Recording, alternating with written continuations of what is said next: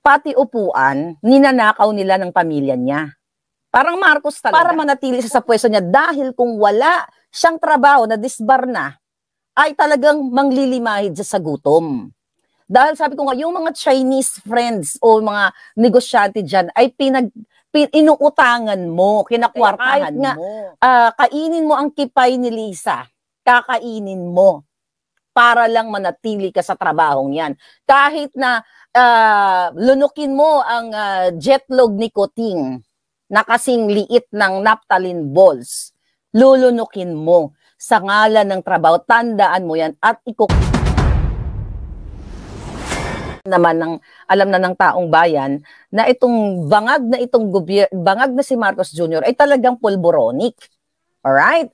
Tapos ang sinasabi pa nitong VO na kiss us kay Lisa Ahas. Bigyan ko lang uli doon sa mga kilala sa akin.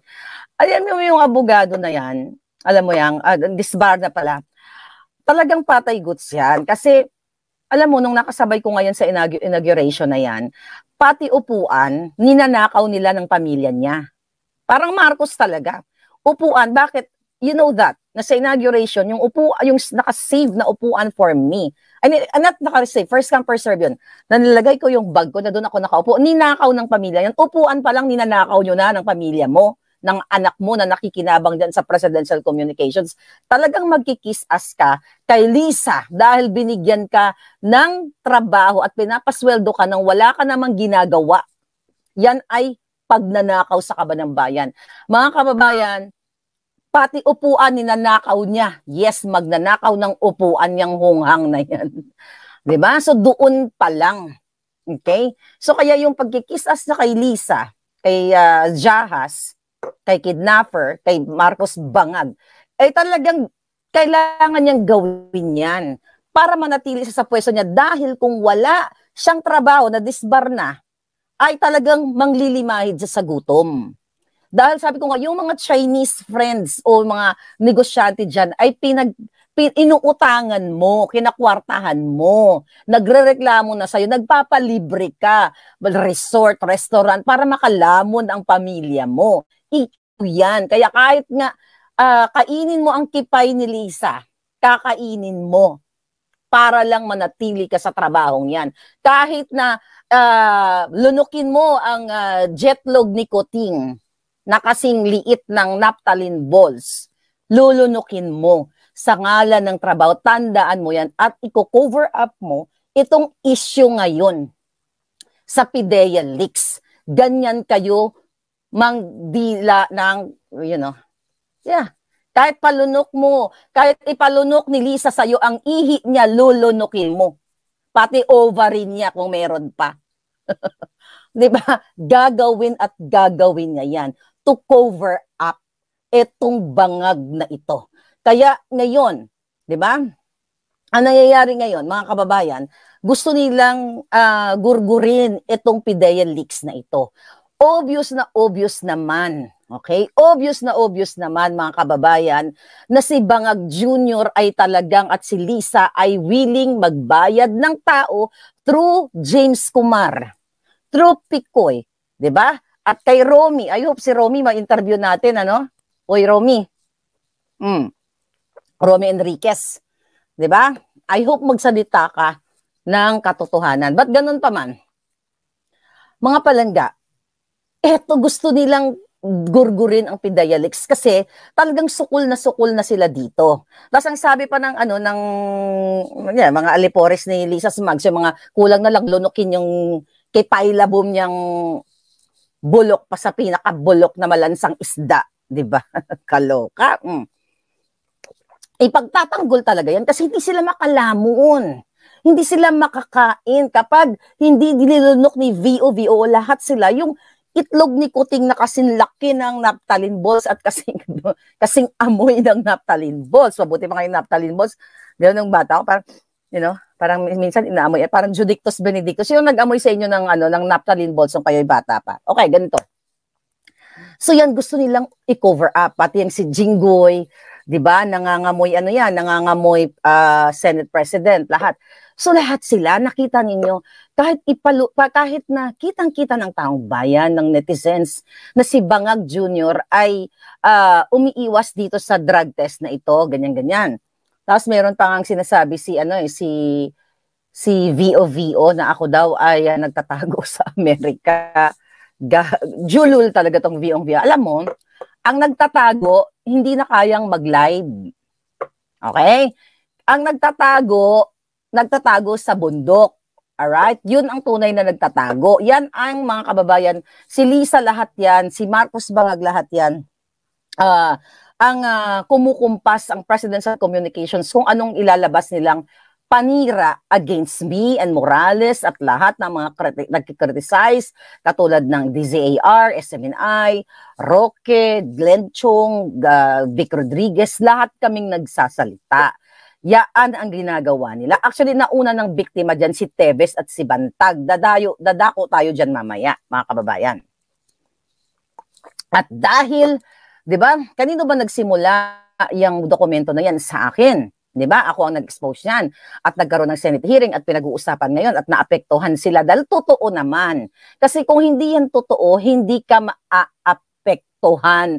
Kung yan ay gawa-gawa yang pagiging addictus benedictus ni Coting. Bakit? Sabi ko nga, well, pwede talaga sila magkaso ng fabricated crime against kahit kanino. Kahit sa akin, kay Morales, ginawa na kahit sa inyo mga palaga. Kahit, mga katang Avelino Reyes, yes, thank you Palangga. Walang matinong pag-iisip sa isang taong bangag. Exactly. So, kaya nilang gawin lahat sa atin. Kaya nga, tulad ngayon, yung mga nangyayari dyan sa West Philippine Sea, yung mga floating, kapopos lang ni Attorney Vic, yung mga floating na mga star, 3-star general, 2nd star, 1st star. Diba? We'll talk about that later. Okay? I have to read about, hindi ko pa na basa ng bonggang-bongga yon. So, ngayon, ganun pa man, so, yung mga taong nagsasalita, taong nagsasabi ng katotohanan, ginugurgur nila sa pwesto. I-float nila, even yung mga taong yan pinaghirap, mga general na yan, 3-star general, matataas na mga inabot, pinaghirapan nila yan. Yung pamilya nila, yung mga matitinong general, hindi kasali yung mga Jotang Genemis na mga general na kasabwat ni Lisa. Pinaghirapan nila, nagsunog sila ng kilay ng pag-aaral nila, nagsumikap hanggang sa marating nila kung ano yung kanilang sitwasyon ngayon. Pero dahil ginagawa lang nila yung tamang trabaho nila, gugurgurin sila sa kanilang trabaho, mga kababayan. So see that? So ngayon,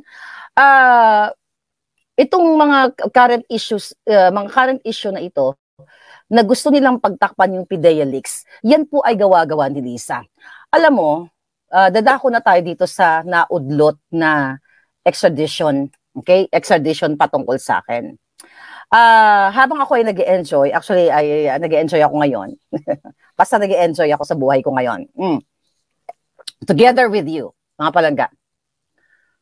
Ngayon, kung natatandaan ninyo, yung paaral ni Lisa Tanas, na si Taning, o may taning, yung vlogger na may taning ang buhay na nangikil sa inyo, nanghingi ng pera sa inyo para makalamon dating sipunin. Nalala niyo yung vlogger na tapos naawa kayo.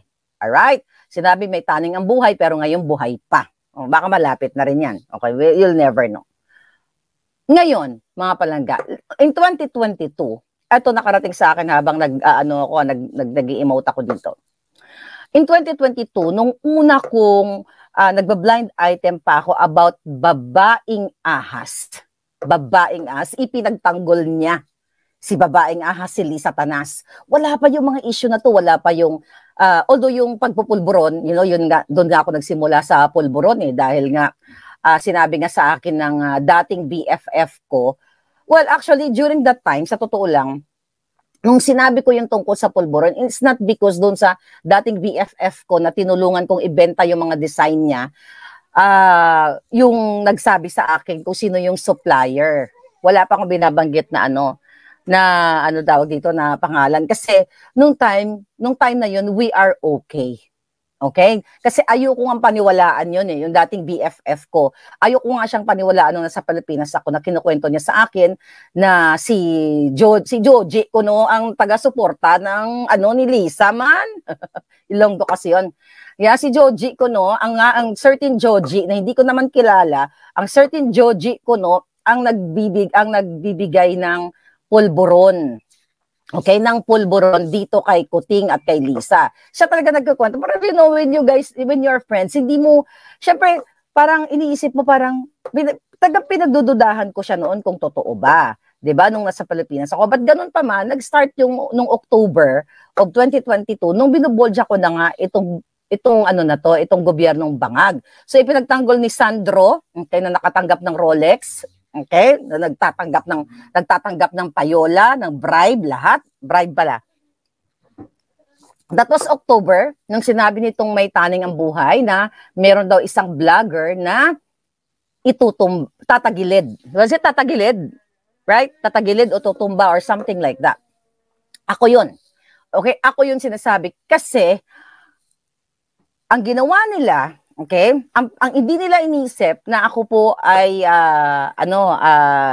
US citizen during that time. Pinagkakalat pa nga nila noon dati, yung mga dilawan dati ako ay TNT. Tapos later on, kung ano-ano lang masabi nila, di ba?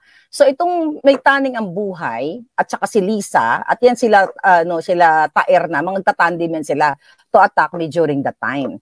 So akala nila kasi green card, Philippine passport pa ako. So napag-alaman ko ngayon na nung October pa lang of 2022, nung ako ay nagsasalta, tinatrabaho na nila ako. Tatrabahuin nila ako, mga palangga. Ito, panibagong puting ahas, na ipa-extradite ako at gagawan nila ako ng kwento. Whatever kwento para mapa-extradite ako dyan sa Pilipinas. Gagawan sila ng krimen. Okay? Remember doon sa exhibit ko dito sa anti-slap case ko na pinakita ko sa inyo few days ago na meron doon isa sa exhibit ko yung US passport ko na i-disseminate ng jutang dinimis na bangag na gobyernong ito sa kanilang mga trolls na ang US passport ko ay captured from the screen. Screenshot. Nalala nyo yun? Balikan nyo yung anti-slap case ko. Nandyan lang sa page ko. Nandyan sa Boljakan at Maharlika Network. So, nirelease nila. So, during that time, 2022, ang plano pala nila, kung hindi ako US citizen, gagawan nila ako ng crime. Ano yung crime? Na kumitil ka ng buhay, gumurgur ka. So, ang pattern, I just realized why I'm having fun right now, yesterday, nung nakarating to sa akin, na masabi sa akin, Miss Maharlika, ang pattern na gagawin sa'yo, very Teves sana, and bantag. Remember Teves na dinidiin siya yung gumurgur doon sa digamo na yon. Ganun nila sana if-frame ako, mga palangga. If-frame ako ng whatever, kung ano man yung plano nila, na pagbibintangan nila na ako ay gumurgur ng tao. Okay? Ako ay gumurgur ng tao.